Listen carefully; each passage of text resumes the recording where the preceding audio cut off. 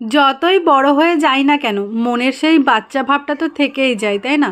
দোলনাটা একটু খালি ছিল, ভাবলাম নিজেও একটু দোল খেয়ে নিই। এদিকে ছেলে গেছিল চুল কাটাতে, আর এই যে তার খেলনা নিয়ে চলে এসেছে। আর আমিও ভাবলাম এই ফাঁকে আমিও একটু ফুলিয়ে নিই এগুলো। আমাদের সময় তো সেই ছোট্ট ছোট্ট ডিব্বা ছিল, আর তাতে গোল একটা আংটা টাইপের দেওয়া থাকতো, আর সেইটা নিয়েই আমরা এরকমভাবে শ্যাম্পুর গ্যাজা উড়াতাম। সব কিছু সেই একই রকম, শুধু সময়টা বদলেছে।